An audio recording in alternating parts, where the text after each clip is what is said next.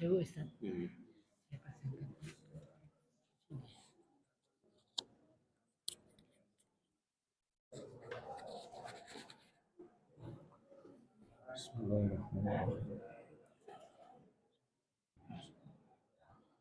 Bismillahirrahmanirrahim.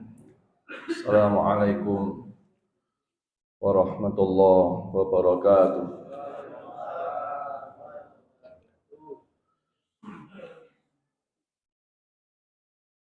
Alhamdulillahirabbil alamin.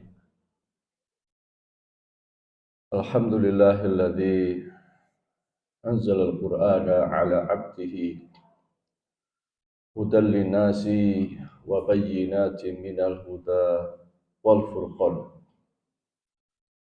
Asyhadu an la ilaha illallah wahdahu la syarika lah wa asyhadu anna Muhammadan 'abduhu wa rasuluh. Allahumma salli wa sallim wa barik ala nabiyyina Muhammad wa ala alihi wa ashabihi wa man sara ala sunnatihi ila yaumiddin. Allahumma inna nas'aluka ilman nafi'a wa rizqan thayyiba wa amalan muttaqabbala. Allahumma anta rabbi la ilaha illa anta khalaqtani wa ana 'abduk wa ana 'ala ahdika wa wa'dika mastata'tu. A'udzu bika min syarri ma sana'tu. Abu'u laka bi ni'matika 'alayya wa abu'u bi dhanbi faghfir li fa innahu la yaghfiru dzunuba illa anta. Amma ba'du. Jamaah salat subuh, Bapak Ibu yang berbahagia, jamaah sekalian yang dirahmati, dimuliakan dan diberkahi Allah Subhanahu wa taala. Pagi yang sangat indah ini, mari kita awali dengan memuji Allah, bersyukur kepada Allah karena nikmat Allah sangat banyak kita rasakan, dan Allah sampaikan la in syakartum la azidannakum, jika kau bersyukur pasti kami akan menambahnya. Bapak Ibu rahimahullah, dan di antara nikmat hari ini adalah kita diberikan kesehatan oleh Allah. Insya Allah hari ini kita bisa hadir di sini karena kesehatan, karena hidayah, petunjuk Allah Subhanahu wa taala. Bayangan Bapak Ibu ya, salah satu contoh sederhana yang jarang kita sadari. Bapak Ibu, di tubuh kita ini ada pembuluh darah. Ya.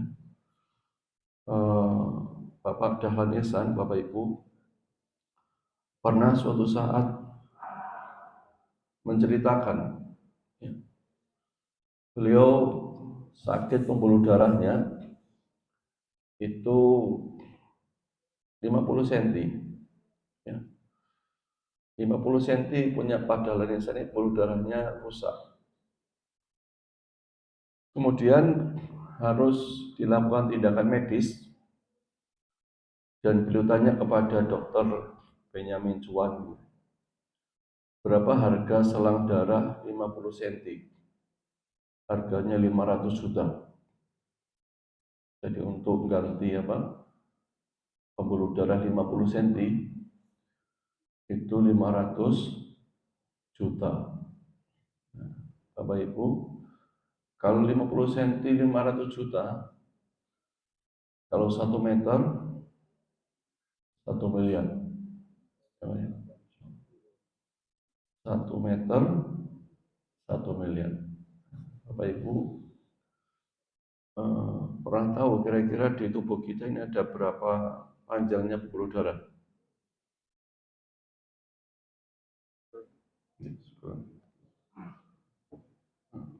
Berapa meter? 200 kilometer. Jadi tubuh kita yang kelihatan kecil ini, itu kalau di total pembuluh darah itu 200 kilometer. 200 kilo itu kalau diukur panjang itu sini Surabaya balik lagi. Nah, Jadi bolak-balik Surabaya itu 200 kilometer. Berarti kalau tubuh kita ini sehat, pembuluh darah semuanya sehat, normal, berapa harganya? Berapa? 200 triliun. Masya Allah, Pak. Jadi misalnya kalau hari ini ada tetangga kita pagi-pagi berangkat ke pasar dagang, pulang umur 1 juta, kita duduk di rumah, kita ditanya berapa untungnya, rezekinya 200 triliun. Duduk sehat, tenang, itu rezeki 200 triliun. Ya. Masya Allah. Jadi nikmat Allah itu sangat banyak. Cuma seringkali kita tidak menyadari akan nikmat yang sangat banyak itu. Ya. Padahal hari ini Masya Allah 200 triliun telah kita nikmati. Bahkan ada yang sudah 50 tahun 200 triliun dinikmati. 60 tahun 200 triliun dinikmati, Insya Allah. 60 tahun menikmati 200 triliun. Nah, itu yang baru bisa hitung sedikit dari nikmat Allah. Belum lagi jantung sehat, ya, ginjal sehat, hatinya sehat, paru-paru sehat, dan banyak anggota tubuh kita yang sehat. Yang itu jika dihitung la tuhsuha, tidak mungkin kita menghitungnya. Ya. Nah, jamaah rahmati Allah Subhanahu wa taala. Ini yang seringkali di dalam urusan keluarga itu kita resahkan, itu urusan rezeki. Yang seringkali orang bicara rezeki itu soal uang. Ya. Kalau orang ngomong rezeki itu soal harta. Ya, ditanya kemana kerja cari rezeki, si duit. Ya. Kemana mau cari rezeki di luar kota, bahasanya cari uang. Ya. Alhamdulillah dapat rezeki, dapat uang. Nah, kemarin alhamdulillah dapat rezeki, apa? Terima gaji. Nah, seringkali Bapak Ibu rahimahullah, kita bicara rezeki itu selalu bicara uang, bicara harta, bicara kekayaan. Pikiran kita soal rumah, ya, pikiran kita soal mobil, soal kendaraan. Ya. Padahal rezeki itu tidak semata-mata dan tidak hanya urusan harta. Misalnya Bapak Ibu rahimahumullah, kita seringkali berdoa, ya, Allahumma arinal haqqa haqqa warzuqna ittiba'ah wa arinal batila batila warzuqna ijtinabah. Ya Allah, tunjukkanlah kepada kami bahwa yang benar itu adalah benar dan beri kami rezeki kekuatan untuk mengikutinya. Jadi kita berdoa kepada Allah agar diberi rezeki berupa kekuatan, kemampuan untuk mengikuti kebaikan. Begitu pula kita juga berdoa wa arinal batila batila, ya Allah, tunjukkanlah kepada kami yang batil itu batil, yang dosa itu dosa, yang maksiat itu maksiat, dan beri kami rezeki kekuatan untuk menjauhinya. Ya. Jadi di dalam doa ini rezeki itu berupa kekuatan dari Allah, ya, kemampuan dari Allah untuk satu melakukan kebaikan, dua untuk menjauhi dari dosa. Dan pagi ini Bapak Ibu, Allah Subhanahu wa taala misalnya memberikan rezeki kepada kita, kekuatan untuk datang ke masjid, kemampuan untuk bangun pagi, ya, kekuatan untuk duduk di majelis taklim. Karena banyak orang sudah Allah tunjukkan itu benar, ini baik, ini pahala. Tapi tidak semua orang diberi Allah kemampuan untuk melakukan kebaikan. Begitu pula banyak orang tahu ini dosa, ini maksiat, ini keburukan. Tapi tidak semua orang Allah beri rezeki kekuatan untuk meninggalkan keburukan.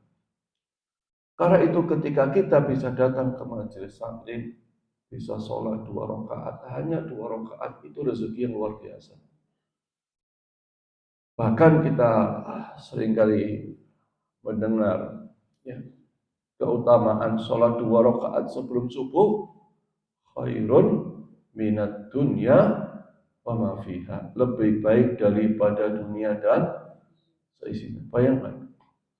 Jadi kalau seseorang Allah beri kekuatan untuk bisa melakukan kebaikan, contoh sederhana 2 rakaat sebelum subuh, itu kalau dinilai dengan uang, dinilai dengan kekayaan, lebih baik daripada dunia dan seisinya. Ini rezeki. Apalagi doa kita yang lain, Rabbi zidni ilma warzuqni fahma.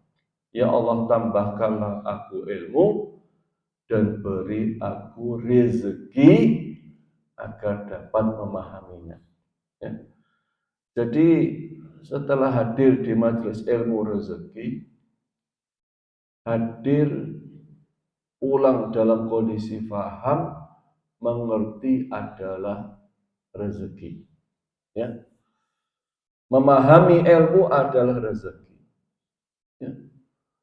Memahami ayat-ayat Allah adalah rezeki. Memahami hadis-hadis Nabi adalah rezeki. Memahami agama ini dengan baik adalah rezeki. Sampai Nabi kita Shallallahu Alaihi Wasallam menyampaikan, "May yuridillahu bihi khairan yufaqihu fiddin." Barang siapa Allah kehendaki kebaikan, Allah fahamkan urusan agama. Jadi kalau seseorang itu diberikan rezeki berupa pemahaman agama, itu tanda Allah sedang memberikan kebaikan. Tapi orang diberi harta tidak selalu bermakna kebaikan. Orang diberikan kekuasaan tidak selalu bermakna kebaikan. Tapi kalau orang diberikan pemahaman agama, itu adalah tanda-tanda kebaikan. Karena ada orang diberikan harta sama Allah, malah jadi musibah. Ada orang diberikan jabatan oleh Allah, tapi berujung bencana. Tapi kalau orang diberikan pemahaman agama yang baik, maka itu kata Nabi Shallallahu Alaihi Wasallam, Allah sedang memberikan kebaikan. Ya. Bahkan jamaah rahimakumullah, surga adalah rezeki. Surga adalah rezeki. Dalam surat At-Tolaq ayat 11, Allah katakan, "Wa may yu'min billah wa ya'mal shalihan yudkhilhu jannatin tajri min tahtihal anharu khalidina fiha abada. Qad ahsanallahu lahu rizqa." Dan barang siapa beriman kepada Allah dan mengerjakan amal yang soleh, niscaya Allah akan memasukkannya ke dalam surga-surga yang mengalir di bawahnya sungai-sungai. Mereka kekal di dalamnya selama-lamanya. Sesungguhnya Allah memberikan rezeki yang baik kepadanya. Jadi rezeki tidak hanya di dunia, tetapi di hari akhir, saat Allah memberikan kepada kita surga, itu bagian dari rezeki. Ya. Dan bayangkan, surga itu Berkali-kali Allah sampaikan di dalam Al-Quran, luasnya seluas langit dan bumi. Ya, lebih indah daripada istana terindah di dunia. Ya. Maka pikiran kita ya, tidak boleh melihat rezeki hanya sekedar urusan uang. Ya. Tidak boleh lagi berpikir rezeki hanya urusan harta. Banyak yang Allah berikan kepada kita yang disebut dengan rezeki. Itu artinya, Bapak Ibu rahimahumullah, semua yang Allah berikan kepada kita berupa nikmat-nikmat kebaikan, hakikatnya adalah rezeki. Seluruhnya, bukan hanya semata-mata harta, bukan hanya semata-mata uang, bukan hanya urusan rumah, bukan hanya urusan kendaraan, bukan sekedar urusan jabatan, tapi semua yang Allah berikan kepada kita berupa kebaikan, nikmat adalah rezeki. Ya. Maka orang diberi sehat rezeki, anaknya sehat rezeki, anak soleh rezeki, berangkat dari rumah ke sini selamat rezeki, mendapatkan ilmu adalah rezeki, bisa ibadah rezeki, surga rezeki, teman soleh adalah rezeki, hadir di majelis ilmu adalah rezeki. Bapak Ibu rahimahullah, nah, khususnya kita ya, supaya bisa tenang terhadap ya, rezeki dari Allah, kita perlu tahu pintu-pintu rezeki itu. Ya. Agar hati kita tidak gelisah, tidak cemas, bahwa Allah akan menghadirkan rezeki dari banyak macam pintu. Ya. Bapak Ibu rahimahullah, ada kira-kira 8 pintu rezeki. 8 pintu rezeki. Ya. Pertama adalah pintu rezeki dari menikah. Ya. Allah katakan di dalam surat An-Nur, wa ankihul ayama minkum was-salihina min ibadikum wa imaikum iyakunu fuqara ayughnihimullahu min fadlih wallahu wasi'un alim.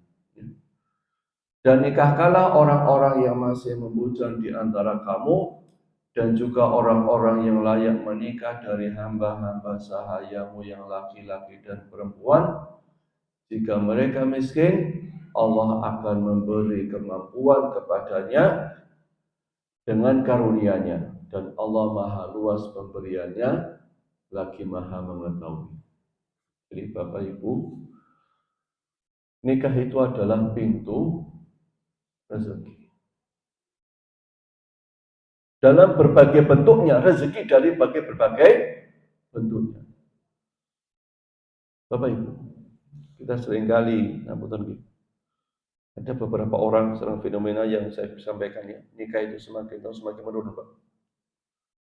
Jadi jumlah nikah itu berkurang, semakin tahun semakin berkurang. Banyak faktor. Kadang-kadang orang tua begini kepada anaknya, anak ini pengen rapi, bapak ibu ini ngomongin piye? Bojomu kok ingoni opo? Itu ada orang tua begitu. Anak bojomu kok ingoni opo? Menakut-nakuti anak urusan rezeki ketika menikah. Sehingga beberapa remaja itu takut menikah karena khawatir terbebani urusan kebutuhan istri dan anak-anak. Terbebani, Pak. Dihantui, nanti kebutuhan istri sekian, anak sekian, Sekolah anak saya kalau TK sekian, kalau SD sekian, SMP sekian, SMA sekian gitu. Ketakutan-ketakutan luar biasa itu, Pak. Membuat orang akhirnya cemas untuk menikah. Sebaliknya, Pak Ibu, ada orang menikah kemudian pikirannya kalau saya ada Pak di waktu Pak, ada PNS menikah sebelum nikah mikir kalau saya nikah dengan PNS gaji saya sekian, gaji semua sekian, nanti anak SD sekian, SMP, SMA kuliah sekian cukup. Nah untuk bilang Pak, benar Pak, Allah turutin nikah dapat jodoh PNS Pak. Tapi berikutnya apa yang terjadi? Ternyata suaminya PNS ini penjudi. Wah, tiap bulan nggak pernah pulang bawa gajinya, habis judi. Tidak hanya itu, anaknya sakit terus itu Pak. Tapi tiap minggu ke dokter, kalau gitu Pak. Sampai gajinya pun tidak cukup untuk kebutuhan rumah tangga. Hingga kemudian akhirnya bapak ibunya yang kemudian menambah kebutuhan dia untuk rumah tangga. Maka bapak ibu yang dirahmati Allah Subhanahu wa taala, sesungguhnya rezeki orang berumah tangga kalau niatnya benar, kalau niatnya karena Allah, Allah cukupi semuanya. Ketika niatnya benar menikah untuk ibadah kepada Allah. Maka Nabi kita menyampaikan 3 orang yang Nabi katakan hakun 'alallahi ya'unuhum.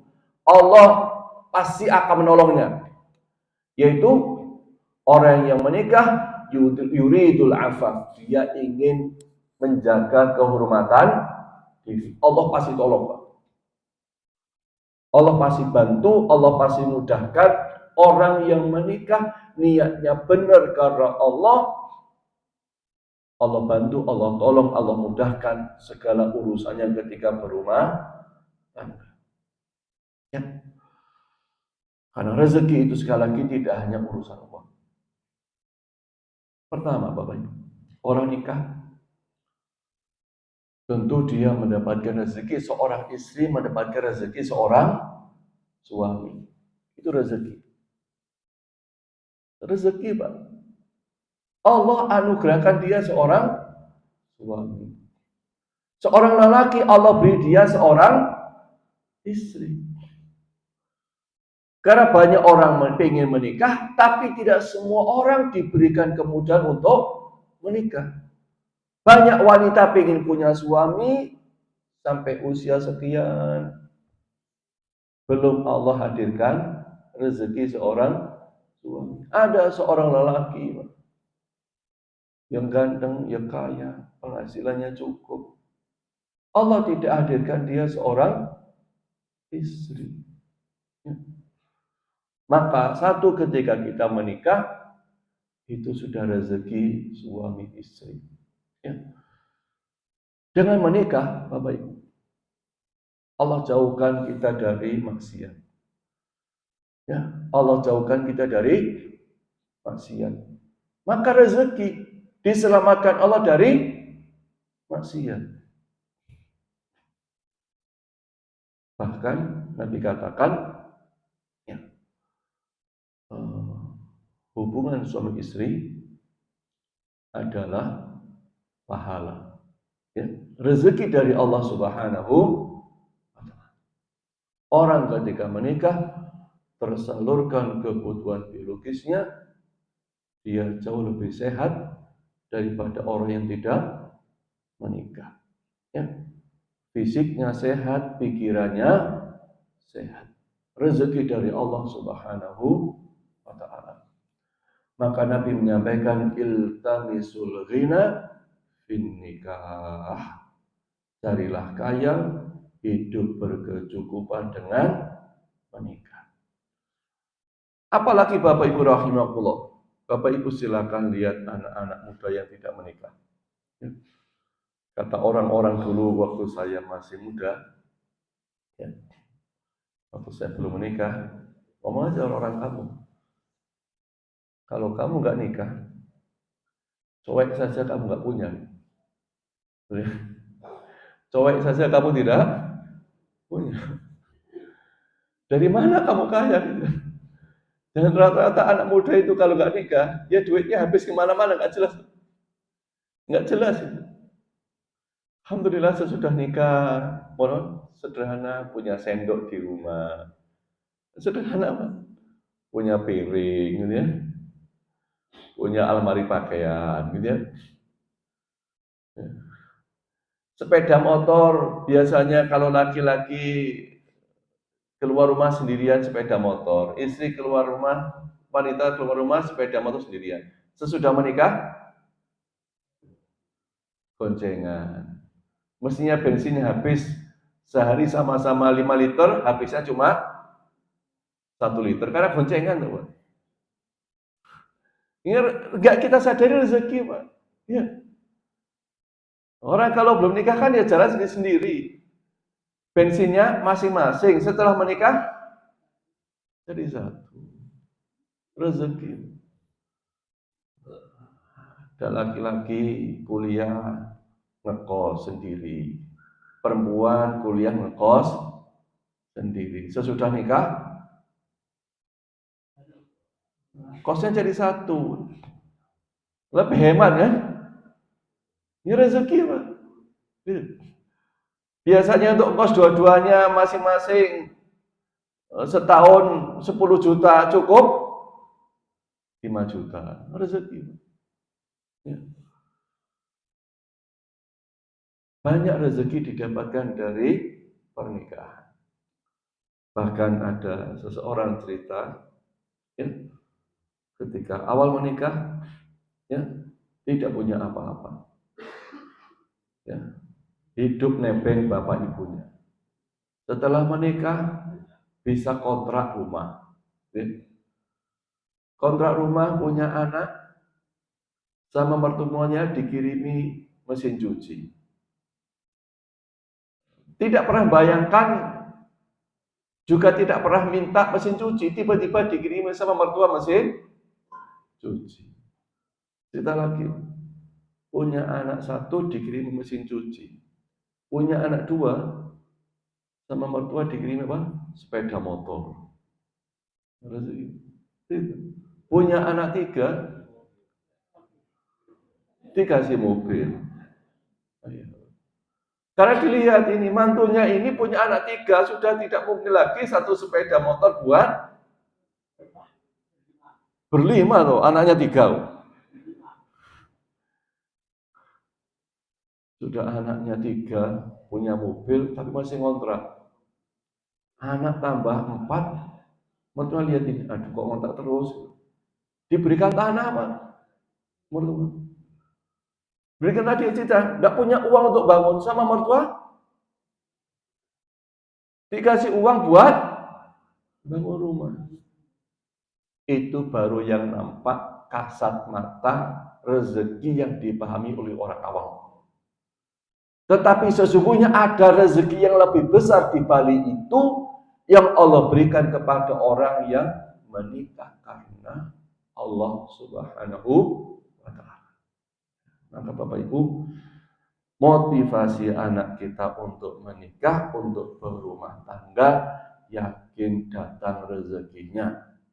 Inilah yang Nabi katakan, salasatul kulluhum haqqun 'alallahi azza wa jalla aunuhu al-mujahid fi sabilillah wan naqih alladhi yuridul afaf wal mukatab alladhi yuridul ada. Ada 3 golongan orang yang akan mendapatkan pertolongan Allah. 1 orang yang berjihad di jalan Allah, 2 orang yang menikah demi menjaga kesucian dirinya. Allah pasti tolong. Allah pasti bantu. Allah pasti mudahkan. Ya. Kalau Allah sudah menolong, itu pertolongan terbaik dari Allah. Kalau Allah sudah mudahkan, itu kemudahan terbaik dari Allah. Ya. Maka Bapak Ibu motivasi anak menikah. Ya. Karena akhlak yang disampaikan Bapak Ibu, jumlah pernikahan semakin tahun semakin berkurang. Ya. Di kantor saya, Bapak Ibu di kantor saya ya, tahun 2021 itu jumlah nikah 350 sekian. 2022 tinggal 309. Tahun kemarin nggak sampai 300. Sudah kelihatan Pak. Dan itu grafiknya nasional sama Pak. Se-Indonesia begitu Pak, menurun. Dan itu salah satunya begitu Pak. Ada teman dosen ketika membimbing mahasiswa tugas akhir, ditanya Pak, sama saya, kira-kira 3 minggu lalu, sebulan lalu ketemu saya, jadi Pak Arif, benar nggak angka nikah menurun? Kenapa Pak? Dia cerita, saya Pak membimbing mahasiswa tugas akhir, saya tanya, salah satu tanya saya kepada yang mahasiswa itu, gimana nanti habis selesai kuliah nikah? Enggak. Kenapa? Coba. Anu, beban nanti kalau punya istri, biaya istri, gitu Pak. Yang perempuan repot nanti punya anak. Ini bahasanya begitu Pak. Bahasa seakan-akan nikah itu beban, seakan-akan nikah itu penjara, seakan-akan nikah itu penderitaan, seakan nikah itu kehilangan kebebasan, seakan-akan nikah itu kesulitan hidup gitu Pak. Remaja sekarang begitu Pak. Enak hidup sendiri, kemana-mana bebas. Enak sendiri, gaji dimakan sendiri gitu pikirannya. Alhamdulillah. Itu remaja hari ini mulai begitu Pak. Maka kita para orang tua ya harus motivasi anak, kasih penjelasan anak kita tentang pernikahan itu salah satu pintu rezeki, tidak hanya urusan uang, tapi rezeki dalam bentuk yang sangat banyak. Sehat, bisa ibadah, dapat pahala, ya, dengan pernikahan. Ya, ini Bapak Ibu ya. Maka sampai ada buku menulis, Pak. Ada buku keajaiban rezeki setelah menikah. Ya.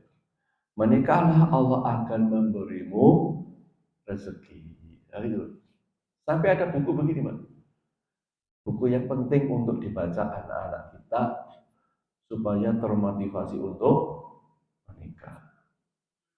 Karena saya punya teman Pak pegawai negeri, ya teman sekampung pegawai negeri Pak, nggak nikah sampai hari ini. Ya pegawai negeri ya, kasarannya kalau orang awam ngomong untuk belanja istri, makan anak cukup, bahkan lebih-lebih gitu. Itu nggak nikah Pak sampai hari ini, bisa segitu, 50-an, 52 tahun, nggak nikah. Ya, ini penting untuk kita, anak-anak kita, keluarga kita menikah. Anak saya kemarin begitu Pak, anak saya Pak. Anak saya pertama mau kuliah, masih mau kuliah Pak. Alhamdulillah saya daftarkan haji. Saya bilang, Le, nah dia bilang, Le, ini habis ini kuliah, belajar tanggung jawab nanti haji, bagaimana bisa haji. Sudah daftarkan. Apa yang muncul dari pikiran anak yang belum punya banyak ilmu, yang baru remaja, ngomongnya, waduh, habis ini beban menyiapkan uang untuk haji, kemudian engkau mesti dikongkon rabi, engkau mesti ngurusi tujuan anak. Jadi seakan-akan jadi, oh ini rabi ini berat gitu ya. Gitu, punya anak itu berat gitu. Ini mesti urusan mencukupi kebutuhan sehari. Saya bilang, udahlah tenang saja, Allah pasti kasih rezeki. Gitu, Pak. Jadi kalau anak bilang begini, orang tua harus ngasih pemahaman, ngasih penjelasan, ngasih motivasi. Yakin Allah kasih rezeki. Sehingga tidak ketakutan ketika nanti ada kewajiban ini, ada kebutuhan ini, ada urusan menikah. yakin kepada Allah Subhanahu wa taala. Ya. Berikutnya, Bapak Ibu bahagia, ya singkat ya. Yang berikutnya adalah anak. Urusan anak. Dan ini salah satu yang ditakutkan banyak orang juga. Ya.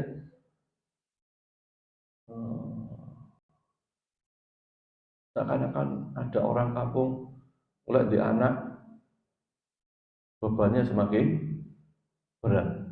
Ya. Maka Allah Ta'ala menyampaikan urusan anak buat orang berumah tangga. Ya, wala taqtulu auladakum khasyata imlaq. Nahnu narzuquhum wa iyyakum. Inna qatlahum kana khita'an kabira. Dan janganlah kamu membunuh anak-anakmu karena takut miskin. Baik ya? Jangan membunuh anakmu karena takut miskin. Kamilah yang memberi rezeki kepada mereka dan kepadamu. Membunuh mereka itu sungguh suatu dosa yang besar. Jadi urusan anak dalam surat Al-Isra 31 Allah katakan nahnu narzuquhum. Kami Allah yang ngasih rezeki kepada mereka anak-anakmu. Maka janganlah di antara kamu punya pikiran membunuh anak karena takut miskin. Bapak Ibu, ini kan yang sekarang dikhawatirkan banyak orang. Ya. Takut punya anak banyak karena takut miskin anak-anaknya, dan dia juga takut miskin. Ya. Takut nggak bisa ngasih makan. Padahal yang ngasih makan Allah. Takut nanti anaknya rumahnya di mana, gitu kan? Karena dulu orang pikirannya Bapak Ibu, pikirannya kan begini. Dulu zaman orang tua itu dulu, sing di desa itu warisannya Bapak 1000 meter. Yuk. Anak limo masing-masing dapat 200. Sekarang tinggal 200 anak limo masing-masing berapa? Semakin kaya-kayanya, pikiran kita itu urusan rezeki itu salah satunya urusan warisan. Ya. Itu begitu Bapak Ibu. Na'udzubillah min dzalik. Maka kemudian rame-rame program KB. Ya. Apa KB, Pak? 2 anak lebih baik. Maksudnya apa? 2 anak lebih baik. Apa bedanya, Pak? Oh iya, Pak. 2 anak lebih baik. Berarti 3 lebih baik. 4 baik. 5 baik. Ini benar gitu Pak, bacanya 2 anak lebih itu baik. Jangan sampai 2 anak lebih baik itu kalian Pak. Bacanya 2 anak lebih itu baik. Karena sekarang Pak, mau muncul di negara kita ini, mau muncul Pak, program 1 anak. Ayo. Programnya sekarang itu mau muncul itu dirancang itu 1 anak. Jadi masyarakat tidak boleh punya anak kecuali 1. Nanti lama-lama penduduk kita ini habis loh. Di Jepang kan sudah kekurangan penduduk tuh. Itu. Dan banyak negara di barat itu begitu. Udah kekurangan penduduk. Karena jumlah kematian pasti, jumlah kelahiran berkurang. Tidak hanya kelahiran berkurang, orang menikah sudah berkurang, nggak mau nikah. Yang remaja nggak mau nikah, yang sudah nikah anaknya cuma 1. Kebanyakan habis ini Pak. Karena salah satunya itu Pak, takut miskin, takut kelaparan gitu. Na'udzubillah min dzalik. Bapak Ibu. Padahal Bapak Ibu saya tanya beberapa orang rumah tangga ketika pengajian ditanya. Dia tanya, Pak, mohon maaf. Eh, saya tanya kira-kira penghasilan orang tua Anda dulu dengan penghasilan Anda banyak mana? Banyak siapa? Banyak kita sekarang, Pak. Betul loh. Banyak kita penghasilannya itu. Yakin, Pak. Gitu loh. Jujur aja, Pak. Penghasilan saya dan bapak saya itu banyak saya hari ini. Banyak saya. Oh, jauh, Pak. Tapi anak saya mek 5. Saudara saya 10, Pak.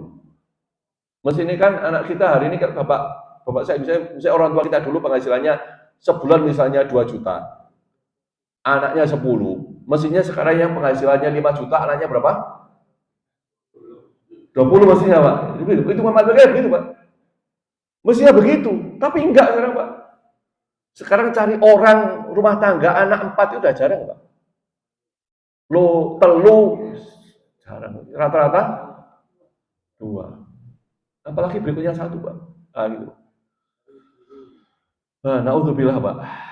Jadi yakin kita ini anak itu rezeki. Anak itu mendatangkan rezeki. Allah jamin, Allah jamin. Ya. Ya, bahkan ayatnya tidak hanya itu, ayat yang lain Allah mengatakan, wala taqtulu auladakum min imlaq, nahnu narzuqukum wa iyyahum.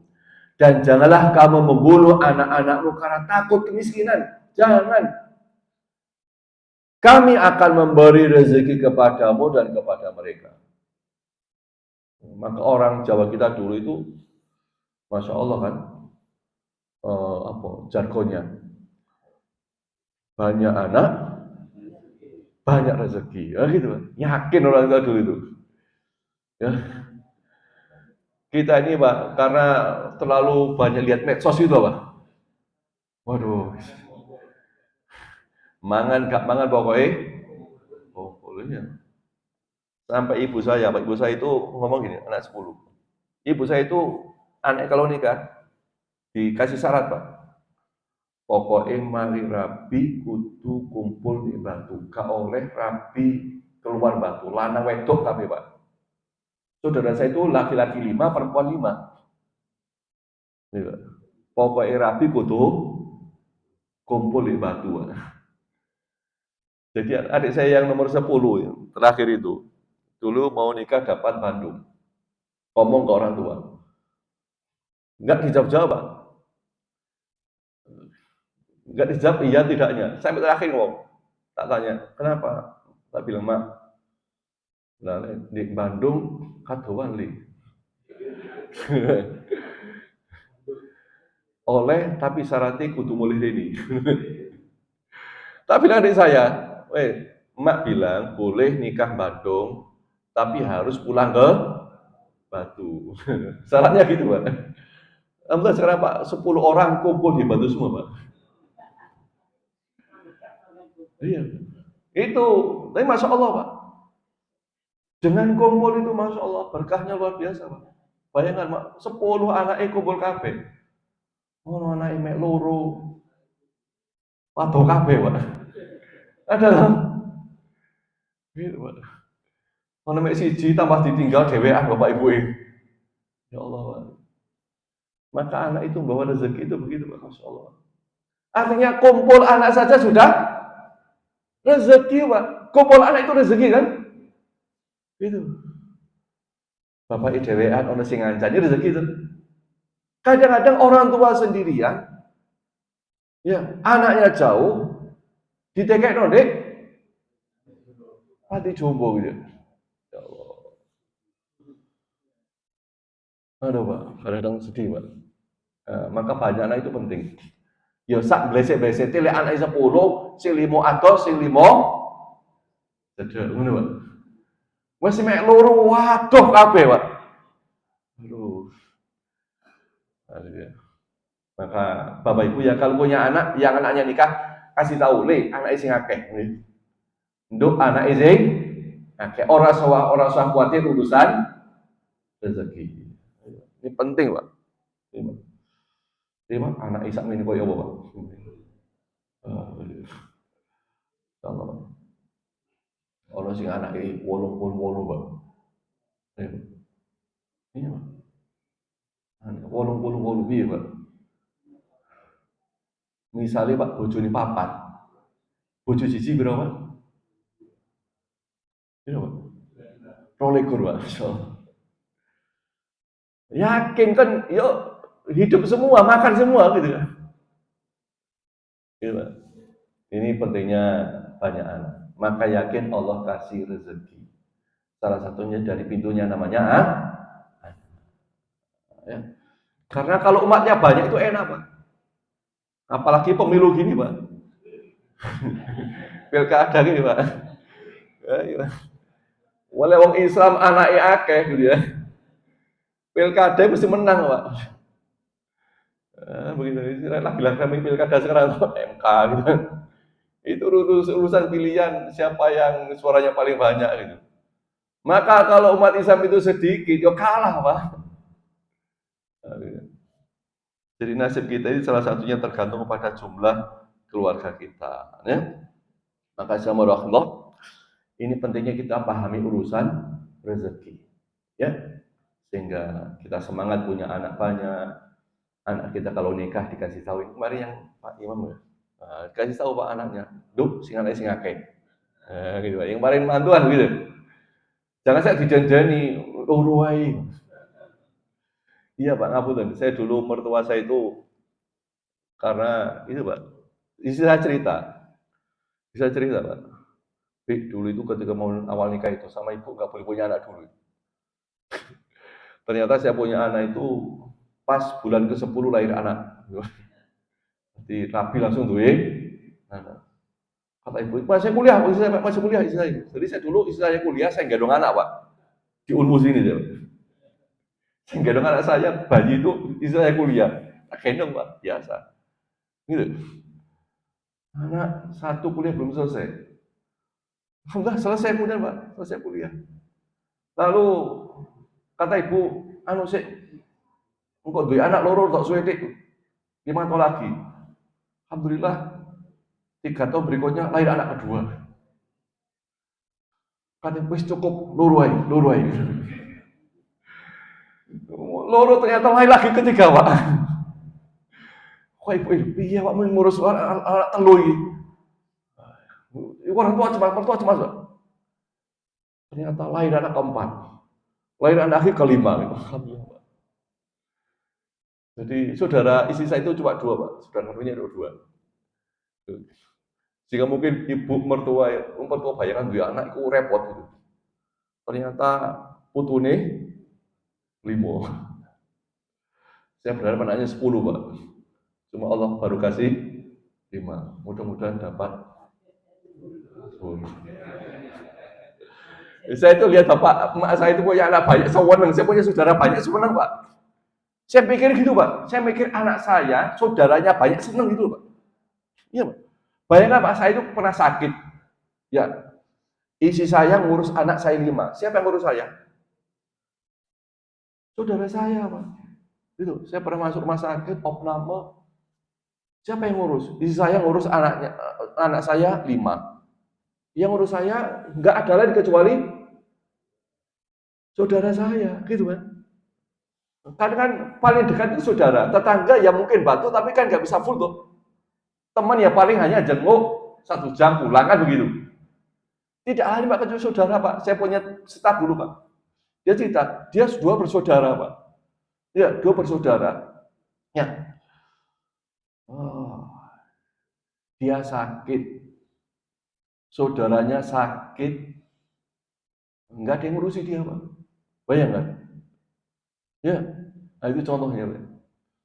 Maka rezeki itu salah satunya Pak. Kalau punya banyak anak, banyak yang membantu kita ketika kita ada kesulitan keperluan. Yang kemarin mau haji Pak, Kemis disuruh berangkat, Selasa malam dikasih tahu. Ingat bayangnya Pak. Jadi Kemis disuruh berangkat, pemberitahuannya hari Selasa malam. Belum siap-siap sama sekali Pak. Walaupun kaos kaki 1 belum beli saya Pak. Bayangkan. Padahal orang haji biasanya persiapannya 2 bulan Pak. Tuku ini itu gitu macam-macam toh. Sampai ditulis ini apa saja, ini sudah belum gitu kan. Ya siapa yang ngurusi saya? Ya, saudara saya, Pak. Saya malam ditanya, saya Kamis berangkat, malam Pak, Selasa saya dikasih tahu, saya ngurus visa itu habis jam 8 yang ngurus visa, selesai itu. Itu lalu Rabu pagi itu, saudara saya belanja semua Pak untuk saya. Wis tukono sakarepmu, yang penting udah lo mau kasih. Nah itu jadi banyak anak, itu banyak rezeki. Rezeki tidak hanya soal uang, tapi kemudahan dalam hidup adalah rezeki. Gitu loh. Pertolongan itu rezeki, bantuan itu rezeki. Kita sakit dijaga itu rezeki. Jadi banyak bentuk rezeki dari Allah Subhanahu wa taala. Karena itu Bapak Ibu, ini pentingnya memahami urusan rezeki tidak semata-mata urusan uang. Ya. Saya kira itu Bapak Ibu rahimakumullah. Sudah insya Allah masuk waktunya ya. Sementara cukup 2 saja insya Allah. Ya. Tapi penting satu rezeki, pintu rezeki satu apa tadi? Nikah. 2 ya. Mudah-mudahan jadi ilmu yang manfaat ya. Mudah-mudahan Allah berikan kita rumah tangga yang sakinah, mawaddah, warahmah. Mudah-mudahan anak kita semua soleh-solehah. Ya, kita tutup dengan doa kafaratul majlis. Subhanakallahumma wa bihamdika asyhadu an la ilaha illa anta astaghfiruka wa atubu ilaik. Hadanallahu wa iyyakum ajmain. Wassalamualaikum warahmatullahi wabarakatuh.